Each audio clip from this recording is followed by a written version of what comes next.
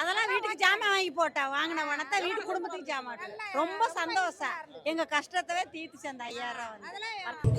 போன தடவை இருந்ததை விட 100% நாங்க 234 வெல்வம் 200. இந்தியாவிலே தலை சிறந்த முதலமைச்சர், இந்தியாவின் தலையில் சிறந்த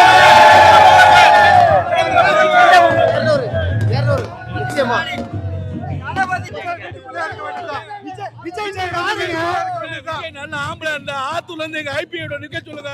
நல்ல ஆம்பளை ஜெயிக்கிட்டா நான் பாத்துக்கிறேன்.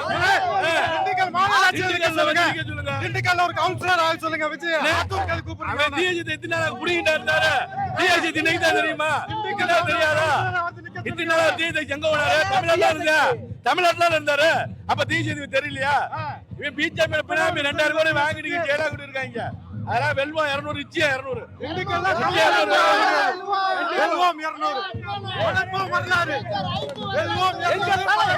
எங்க தலைவர் போட்ட பிச்சைய வச்சு ஏரியா வச்சு நாங்க பல்லு நாங்க எங்க தலைவர்ல என்ன ஏன் விஜய் இதுக்கு மாதிரி அன்னைக்கு அதாவது அண்ணே விஜய்ங்கிறவர் என்னன்னா பிஜேபியோட மறைமுகமான ஆதரவாளர். அவர் என்ன நினைப்புல பிஜேபி அவர் உள்ள நுழைச்சிருக்காங்கன்னா இதனால வந்து சிறுபான்மையினர் ஓட்டை பிரிக்கலாம் அந்த ஐடியாவில் பிஜேபியோட கைக்கு உள்ளதே விஜய். அது எந்த காலத்துல தமிழ்நாட்டில் நடக்காது. தமிழ்நாட்டில் முத்துவேல் கருணாநிதி ஸ்டாலின் இருக்க வரைக்கும் சிறுபான்மையினர் ஓட்டும் சரி மற்ற எல்லா ஓட்டும் சரி பெண்கள் ஓட்டா இருக்கட்டும் எல்லாம் இருக்கட்டும் 234 தொகுதியிலும் வெல்லுவோம். 234 தொகுதி வெல்லுவோம். விஜய் நிக்கிற எல்லா இடத்துலையும் டெபாசிட் இழக்க வைப்போம். விஜய் நிக்கிற அத்தனை நேரம் டெபாசிட் இழக்க வைப்போம். அது வந்து நமக்கு வந்து நல்லது. அதாவது இப்ப அந்த கட்சி இழுக்கிறதுக்கு என்னவோ பாடுபட்டுனாங்க மத்திய அரசு, என்னென்னவோ பண்ணாங்க. அந்த பிரேமலதா அவர்கள் நம்மளுடைய தளபதியை நம்பி நம்ம முத்துவேல் கருணாநிதி ஸ்டாலின் நம்பி நம்ம கூட்டணிக்கு வந்திருக்காங்க. அவங்களும் சிறப்பா ஜெயிப்பாங்க, நம்மளும் சிறப்பா ஜெயிப்போம். நம்ம ஆட்சி மீண்டும் அமையும்.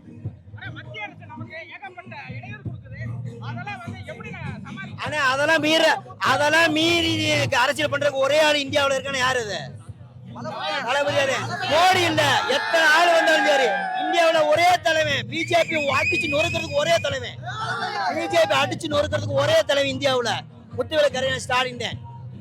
ஒரு அரசியல்வாதி இதுவரை யாருமே பார்த்திருக்க மாட்டாங்க, யாருமே எதிர்பார்த்திருக்க முடியாது, இனிமேலும் பார்க்க முடியாது. தமிழ்நாடு வெல்லட்டும். மீட்டிங் மாநாடை விட பெருசா இருக்குண்ணே. பிரச்சனை மாநாடை விட பெருசா இருக்கு.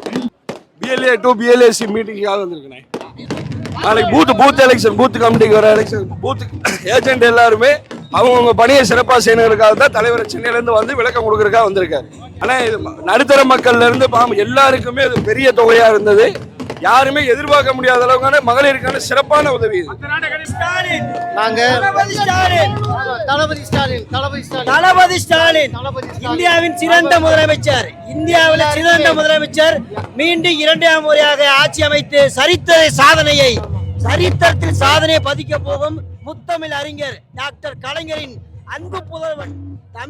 தமிழ்நாட்டின் அனைவராலும் அனைத்து மக்களாலும் அன்பாலும் அரவணைப்பாலும் வரவேற்கக்கூடிய ஸ்டாலின் அவர்கள் மீண்டும் முதலமைச்சர் ஆவார். மீண்டும் முதலமைச்சர் ஆழ்வார். மீண்டும் திமுக தான் ஆட்சி அமைக்கும். 7வது முறை மீண்டும் திமுக ஆட்சி அமைக்கும். அசுர பலத்தோட திராவிட தலைவர் சமூக நீதி காவலர் மீண்டும் முதலமைச்சராக பதவியேற்பார். தமிழ்நாடு சிறக்கட்டும். ஸ்டாலின் வெல்லட்டும். தமிழ்நாடு வெல்லட்டும். தளபதி ஆட்சியில தமிழ்நாட்டுல அத்தனை மக்களும் சந்தோஷமா வாழ்றாங்க. எல்லா மக்களும் நடுத்தர மக்கள் இருந்து அத்தனை சமூக மக்களும் படித்தவங்க எல்லாருமே கேள்வியா இருக்காங்க. அதனால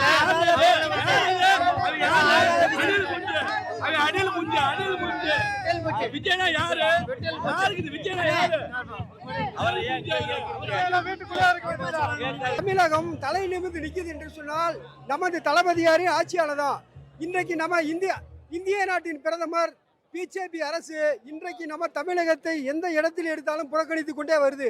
அத்தனையும் சமாளித்து மிக தெளிவாக தெளிவாக தமிழகத்தை முதல் நிலைக்கு கொண்டு வந்திருக்கிறாரா நம்ம தளபதியை தவிர வேற யாராலையும் முடியாது.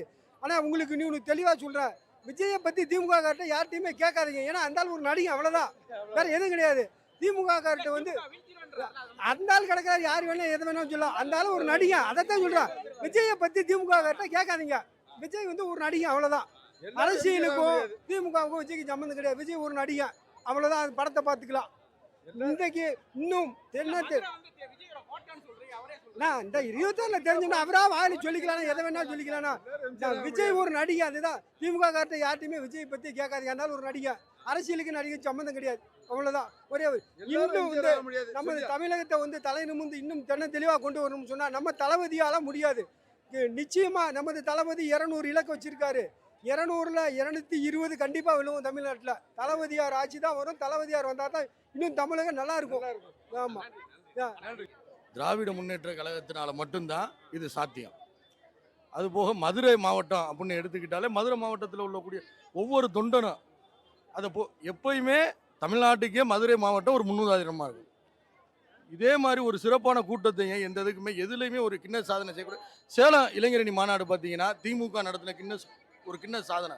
எனக்கு 100 அவ்வளோ 10 லட்சம் கூட்டியிருக்கான், 20 லட்சம் கூட்டியிருக்கானு குடிக்க தண்ணி கூட கொடுக்காம 40 பேர் செத்தோன்னு ஓடின மாதிரி கூட்டம் கிடையாது.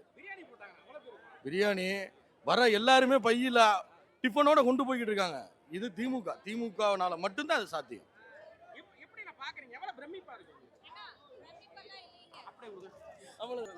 மீட்டிங் மகளிருக்கு நல்லா செஞ்சிருக்காரு. நாங்க விடோ பென்ஷன் வாங்குறோம், அதனால எங்களுக்குலாம் அருமை இது வந்துருச்சு, அவ்வளவுதான். வந்துருச்சு.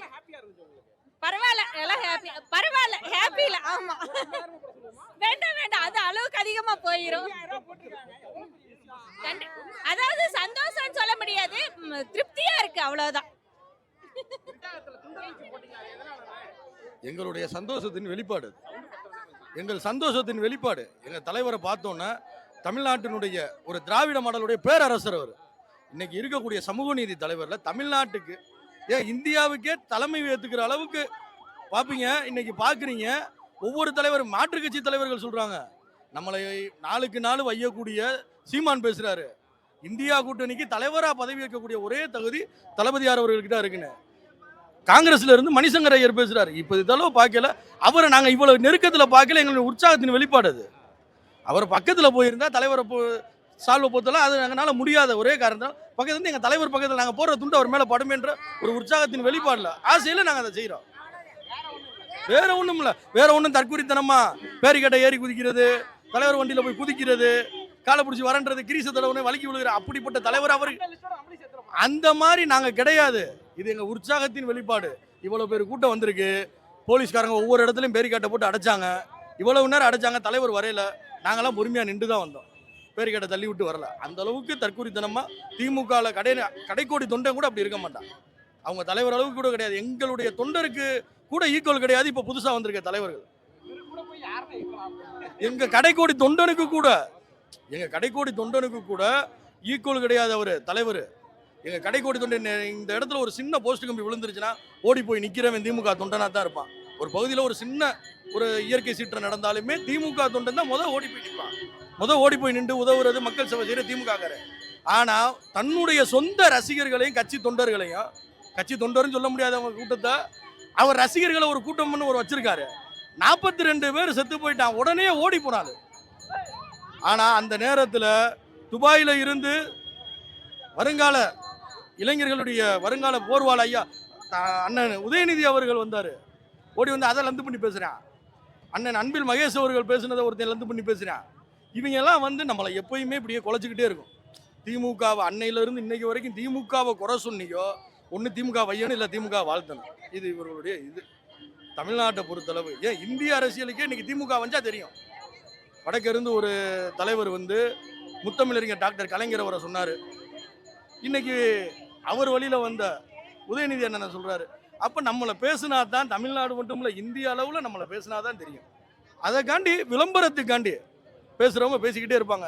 நம்மளுடைய இலக்கு வெல்வம் 200 படைப்போம் வரலாறுனாங்க. 234 தொகுதியிலையுமே திமுக கூட்டணி தான் வெல்லும். இந்த வாட்டி இல்லை, 26 இல்லை, 32 இல்லை, தலைவர் அவர் சொன்ன மாதிரி மீண்டும் இல்லை, மீண்டும் நாங்கள் தான் வருவோம் அப்படின்னு சொன்னது நிச்சயமா தமிழ்நாட்டில் 2026 திராவிட முன்னேற்ற கழக ஆட்சி தொடரும் சொல்லி